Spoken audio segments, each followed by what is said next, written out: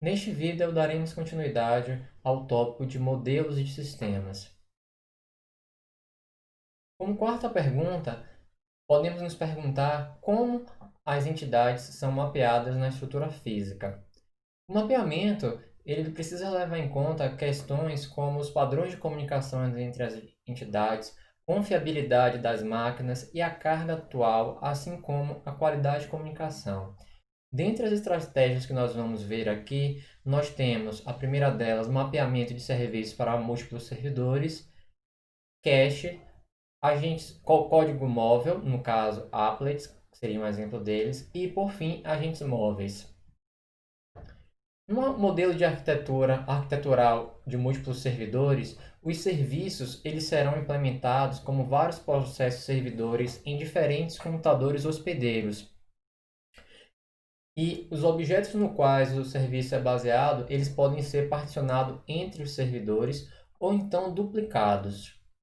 Aqui nós temos um exemplo onde o serviço ele é fornecido, na verdade, por três servidores, onde nós temos dois clientes que estão se comunicando, consumindo o serviço fornecido pelo sistema distribuído. Observem que esses dois clientes eles se comunicam com dois servidores distintos, onde cada servidor ele é um processo que executa dentro de um nó. Então, o serviço é fornecido por três nós. E observem que esses três servidores eles se comunicam de modo a alcançar o objetivo. A cache, por sua vez, ela tem como definição um armazenamento de dados recentemente utilizados em um local, cliente ou um servidor proxy, como por exemplo, mais próximo que a origem real dos dados. Então, no conceito de sistemas operacional, então a cache, ela é na hierarquia de memória, ela se situa entre os registradores localizados no computador e a memória RAM. Então, no caso de sistemas distribuídos, nós teremos uma ideia próxima, onde em uma extremidade nós temos uma entidade, um nó, um cliente. Na outra extremidade nós temos o servidor que fornece um serviço. E no meio centralizado, na parte central, nós temos uma entidade que vai ser justamente o cache, que vai trazer esses dados que estaria no servidor justamente para um local mais próximo do cliente. E a parte interessante é que os acessos posteriores a esses objetos são realizados na cache.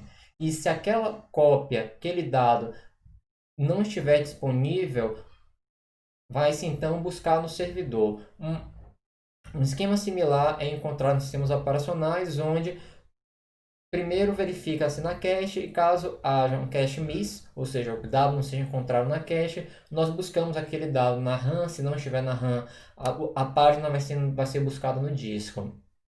E o objetivo desses sistemas de uso da cache é justamente aumentar o desempenho do serviço pela redução de carga dos servidores. Então, aqui eu deixo um link justamente que discute um pouco sobre as estratégias de caching. E aqui nós temos uma figura que justamente ilustra um pouco a ideia de um servidor proxy web, que justamente os dados eles vão ser trazidos de um servidor web para um servidor proxy, que em vez de o cliente ele solicitar esses dados direto do servidor, ele pode se comunicar com um servidor proxy, na verdade, que vai estar mais próximo dele, diminuindo então a latência e até mesmo diminuindo a sobrecarga dos servidores centrais. Modelo arquitetural de código móvel. O principal exemplo de código móvel é os applets. Então, os códigos eles ficam originalmente armazenados em servidores web e eles serão carregados na máquina do cliente após a seleção de um link em um navegador. Esse código vai ser carregado no navegador e executado posteriormente localmente. Então, de uma certa forma, o cliente ele vai requisitar o servidor, esse código ele vai ser enviado de forma passiva, passiva no sentido de que o servidor vai enviar aquele código para o cliente E uma vez obtendo acesso de execução, aquele código móvel vai ser executado localmente. Então vejamos que o processamento não ocorre no servidor, ocorre na máquina do cliente. Porém, nós temos um custo associado que é a transferência do código justamente do código móvel. Por questões de segurança, os navegadores eles davam aos applets acesso limitado aos seus recursos locais. Então aqui nós temos duas imagens que vai justamente ilustrar o processo. Na figura A, então o cliente ele vai fazer uma requisição ao servidor web e o servidor web, por sua vez, ele vai enviar o código applet para o cliente. Na figura B, o cliente ele começa a executar e interagir com aquele applet. No caso de agentes móveis, ele se difere da ideia de código móvel. Por quê? Porque um agente móvel ele é um programa em execução. E isso vai implicar em quê? Que ele está executando em um nó, então ele tem variáveis associadas à sua execução. E esse agente móvel ele vai passar autonomamente de um computador para o outro em um ambiente de rede. Vejam que no caso do código móvel, eu usei o termo passivo, que o servidor vai passivamente pegar aquele código, não é um processo, não é um programa em execução. Então, o código vai ser enviado para o cliente. Nesse cenário, um agente, um programa, um processo já em execução, ele vai decidir migrar de um nó para outro na rede. E esse nó, ele vai migrando de modo que ele pode executar uma tarefa e retornar até o nó onde o usuário se encontra e então retornar os resultados para o usuário. E observem que uma vez que o agente móvel ele migra, ele realiza requisições de serviços localmente. Então, por exemplo, a gente poderia programar um agente móvel para coletar a temperatura em uma região específica em uma rede de sensores instaladas em um campo. Então, a região Nordeste. Então, esse código móvel iria migrando autonomamente até os nós da região Nordeste da rede, iria coletar aquelas variáveis de interesse, no caso a temperatura, iria retornar com todos esses dados dentro das suas variáveis, dentro do seu processo, para a estação base, ou seja, o usuário que justamente solicitou essa ação do agente móvel. E um ponto interessante é que os agentes móveis, eles implicam em grandes questões de segurança. A identidade do solicitante do agente móvel deve ser verificada para justamente evitar executar código inseguro. Em termos de modelos arquitetural, nós temos alguns padrões.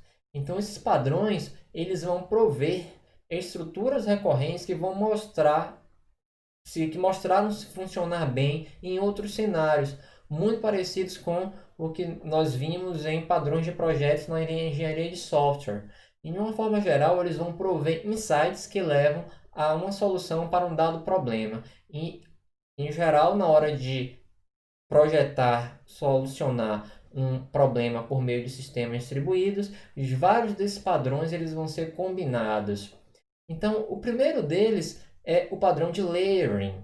Então, no padrão de layering, um sistema complexo ele vai ser particionado em um número de camadas. E uma camada faz uso dos serviços oferecidos pela camada imediatamente abaixo e fornece serviços para a camada superior. Então, na área de redes de computadores, o modelo OSI é um exemplo clássico de uma estrutura layering. E basicamente ele vai fornecer uma abstração de software em que camadas superiores não têm conhecimento da implementação de camadas inferiores. Então aqui justamente nós temos um exemplo do que seria um layering, onde na base nós temos os computador e o hardware de rede, que vai fornecer operações e serviços para camadas do sistema operacional e, por sua vez, vai oferecer primitivas para o middleware. Lembrando que o middleware é uma camada de software que justamente vai atuar para mascarar a heterogeneidade do sistema distribuído, e esse middleware vai permitir fornecer funcionalidades para aplicações e serviços serem desenvolvidos. No caso do padrão tiered, ele vai complementar o padrão layering.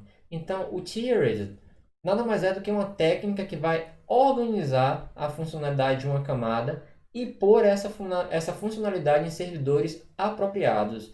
Podemos entender isso como uma separação física. Então, um exemplo, nós poderíamos pegar, fazer uma decomposição funcional de uma aplicação. Eu poderia pensar numa lógica de apresentação, que vai justamente lidar com a interação do usuário e a atualização da visão do usuário quanto à aplicação. A lógica da aplicação, que vai conter as regras do negócio e vai executar o processamento específico da aplicação. E, por fim, a lógica de dados, que vai fazer o armazenamento persistente. E aí, nós poderíamos pegar, dentro da camada de serviço, mapear cada um desses três entidades para um nó, para uma entidade física diferente. Então aqui nós temos duas possibilidades. Na figura A, nós temos uma estrutura de two-tier, onde nós temos o primeiro tier, que vai justamente rodar em computadores pessoais ou dispositivos móveis, que justamente vai ficar responsável pela visão do usuário, o controle e a manipulação dos dados. E o servidor, por sua vez, no Tier 2, que justamente vai se preocupar com o gerenciamento dos dados e as regras de negócio.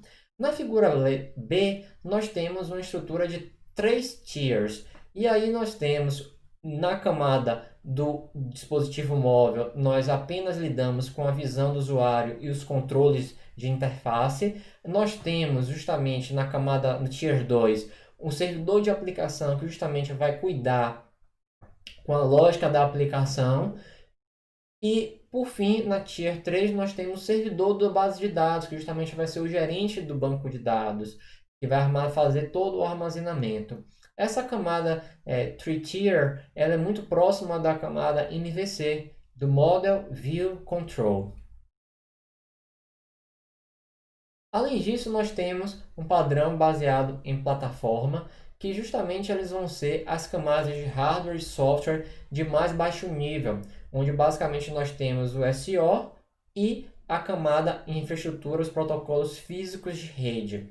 E em cima da camada do SO nós temos o middleware, que justamente vai ser uma camada de software que tem por objetivo mascarar a heterogeneidade de SO, de linguagem de programação, de rede, e vai fornecer justamente um modelo de programação para os programadores de aplicativos, ou seja, para que as aplicações possam ser desenvolvidas sem se preocupar com detalhes inerentes aos sistemas distribuídos. E ele vai ser composto por um conjunto de processos ou objetos em um grupo de computadores, e vai implementar a comunicação, suporte a compartilhamento de recursos.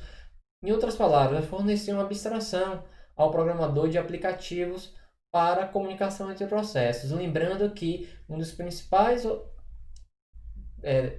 ações que devem ser feitas na comunicação entre processos e sistemas distribuídos é o marshalling, que é empacotar e desempacotar os parâmetros nas mensagens. Continuando ainda, nós temos o conceito de Thin Clients, ou Software as a Service, que nada mais é do que a tendência de mover a complexidade do dispositivo, do usuário final, para serviços da internet. Então, nós podemos apresentar inúmeros exemplos, como um deles é o Google Docs, onde justamente moveu a suíte Office de Word, Excel, PowerPoint. Justamente você pode acessar essas funcionalidades na internet, na nuvem, e acesso a serviços sofisticados em redes com poucas suposições ou demandas no dispositivo do cliente.